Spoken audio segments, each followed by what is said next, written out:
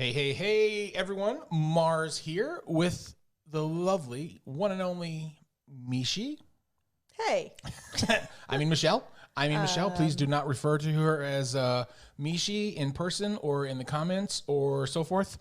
I'm advising them not to do it unless for some reason you're trying to help me lose weight due to lack of dinner. You're not helping your situation here, mister. Okay. That's my cue to get to the point of the show, which I'm about to do. Yeah. Today, what are we going to talk about? We're going to talk about books. Okay. Clearly, we're not going to talk about dinner. I call it the Fabulous Five. All right. This is a list of ancient books, and this is going to sound kind of silly at first, okay, because it's something that we know will not be popular with the kids. That's not going to happen. It's not going to be popular with the kids. It's not trendy. It ain't the latest or the greatest.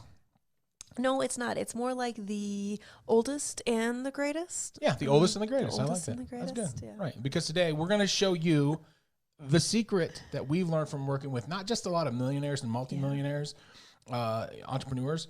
It's more like, Yeah, this is the kind of thing that you really only pick up by working with and getting to know people who are beyond that, like billionaire level people.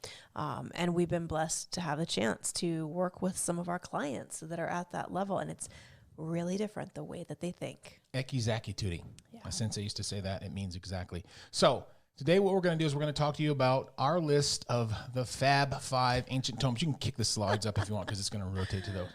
Alrighty. Okay, and these are the ancient tomes that you need to read along with whatever, sort of modern success-based business growth stuff you're reading, and business books and so forth. Yeah. And what you want to do is you want to tell them why we decided to cover this topic, babe. I do. Okay. Well, first we got to do thumbnail time. Oh, thumbnail time. Thumbnail time. There's a book sitting over there. Grab it for me. I totally spaced thumbnail time. I totally spaced it. Completely, totally. Feel that on camera. I'm a little concerned. And utterly. All right, so you ready? So what we have here is a book, and we're going to do thumbnail time. Didn't work. Here we go. All right. Rocking and rolling. 3, 2, 1. Oh, that was a lot of dust. That wasn't. I didn't know that was going to get you that bad. I thought you'd blow that way. All right. Speaking of dusty old books. That was thumbnail time. That ought to give us some good screen grabs. So, okay. No dinner. Definitely no dinner. All right. So the reason that we decided to do not that, but this video, especially right now, a lot of people are kind of in a weird state where they're not really sure what direction to go with things, whether it's business, whether it's life. Like there's a lot of reevaluating and questioning happening right now. Right. And a lot of people aren't really clear on how to overcome what feels like endless challenges that life is throwing in our path. Thank you, 2020. Or even just how to be relaxed and happy in life. So, right. Yeah. So what we want to do is explain how and why people are naturally looking outside for other sources to help them, to outside sources. Yeah. And some of our best clients, I want to get clear about this before we go, because some of our best clients, people like Tony Robbins, Bob Proctor, Jack Canfield, drop a bunch of big names. They're some of the most well-known success coaches and authors and leaders in the world today.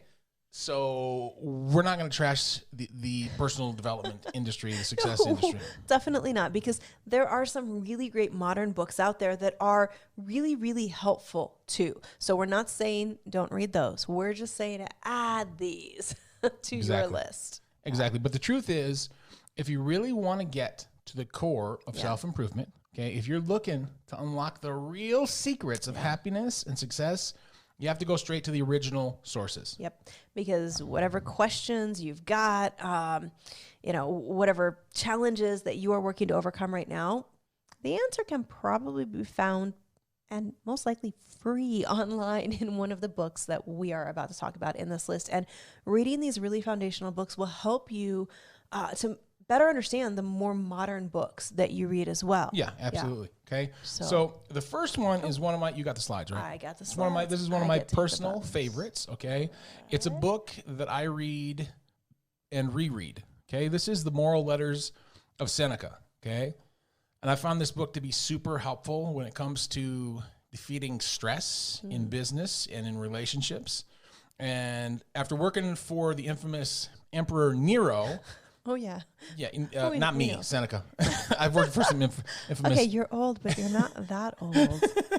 He worked for him for more than 10 years. That's crazy. Seneca went into retirement and wrote 124 letters addressed to Lucilius, who was the governor of Sicily. One of the A lot of letter writing. 124 letters. Well, they didn't have text back then or emails, so it's like that. They're not very long. They're all pretty short letters, 3-4 pages, not really long. And they include Seneca's his worries and his challenges, plus some pretty incredible snippets of wisdom. Okay, if you want the answers to common everyday problems, this book is just chock full of them. Okay, one of my favorite quotes from the book, because we're going to do quotes for every one of these. Yeah, one of my favorite quotes from the book is, "Wherever there is a human being, there is an opportunity for kindness." Now, you'd think he's a Stoic philosopher, and you think, well, is that what Stoics are about? Yeah, I mean, ultimately, believe it or not, they're about not overreacting to situations that are beyond our control, right? And that's what I like about it, because I tend to overreact. That's great, especially for right now with situations beyond our control. Yeah, right. So Perfect number for 2 on the list is the Nicomachean Ethics by Aristotle. Yep. We all basically know who Aristotle was. I think everybody's heard of him, one of the greatest philosophers of ancient Greece. And this book is one of his most enduring, greatest works about the path to really a life of joy. So finding happiness in life. And one of the things he wrote was that the life of joy is achieved by being a good person, which is, that's the main focus of the book, really, yeah. is that only a virtuous person can truly be joyful. Yeah. Not happy. See, that's the thing that gets confused. And some of these philosophers, they lock that up pretty good. The difference between happiness is a fleeting thing. Joy is a constant thing. Yeah. It's a constant thing. Yeah. Well, and one of the quotes from this book that we like is, "The pleasures arising from thinking and learning will make us think and learn all the more." Yeah. Something to think about. And that is ancient wisdom right there. I love that quote. That's a deep quote, babe. All right. Number 3, and another regular read for me is, and it's going to seem like this doesn't fit, but I'm going to explain to you why it does, is The Art of War by Sun Tzu. Okay, this is one of the best known works from ancient China. Okay? Everybody's heard of this one. Originally meant to actually guide generals, teaching them how to win battles and wars, right? Yeah. Well, and that's kind of a very narrow way of looking at the book overall, though, because it's really more of a book about mastering the art of strategy. And it really does apply to the business world. Oh, exactly. The way he approaches things. It's got a ton of practical wisdom about what types of, tactics to use to overcome challenges, and just general challenges, not specifically war challenges, because life is a struggle, war is a struggle. So a lot of the life is war, and especially right now, it kind of feels like it. And it's inspiration for strategy in pretty much any walk of life. My favorite quote from The Art of War is, this is a great one. Is it not going? I remember the quote. There we go. Okay. This is a long one. If you understand your competition and you understand yourself, you will never need to fear the result of any struggle. And if you know yourself, but not your competition, you'll lose one every time that you win one. All right. And if you don't truly understand yourself or your competition, you're going to lose every time. I'm paraphrasing what the thing is, because it's not up on the screen. It's not on the screen. But the gist of it is, you have to know yourself and your competition. You have to know the people who are in the pocket of what you're doing and how they're doing it. And you also have to understand yourself. Understanding one or the other will help you win 50% of the time, basically. And understanding neither means you're pretty much doomed. All right. So you can see how that applies to not just war, but also to business. Because it doesn't matter if you're a business coach, there are other business coaches, right? It doesn't matter if you're a fitness trainer, there are other fitness trainers. It doesn't matter if you're an info marketer, there are other info marketers. Well, and you got to look at understanding your competition more widely as well. Because, I know that my competition as a business coach, when I'm trying to motivate clients, it's not necessarily other business coaches. It's all the distractions and all of the other things, So really, you can get a lot out of reading a book that is about strategy of, in this case, war. Love it. All right. So the fourth one, this fourth ancient tome is The Art of Love by Ovid. This was written 2,000 years ago. Yep. But some things don't change, right? He was a Roman poet. He wrote this very detailed manual on how to attract a lover, exactly what to say and do. It was a bestseller, and some of you may know this. It angered conservative authorities at the time. So this one's a controversial one. He was actually banned from the city of Rome and sent into exile, thanks to the popularity and perhaps the effectiveness but the controversial nature of his writings. And I'd actually say that this is one of the first pickup artist info products. Well, it is, but here's the thing: just like the Art of War, I want you to understand something. Okay, you got to understand.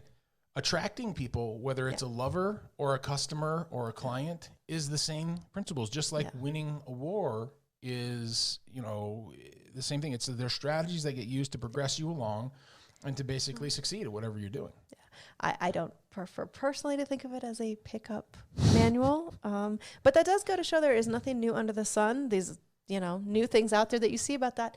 They're rehashes of these came original from things. this, but I prefer to think about it more about relationships and charm and connecting with people. So just as an overview, the book's divided into 3 parts. The first 2 parts are really practical advice for men on how to find and keep women happy, which, they need a manual for. We know this.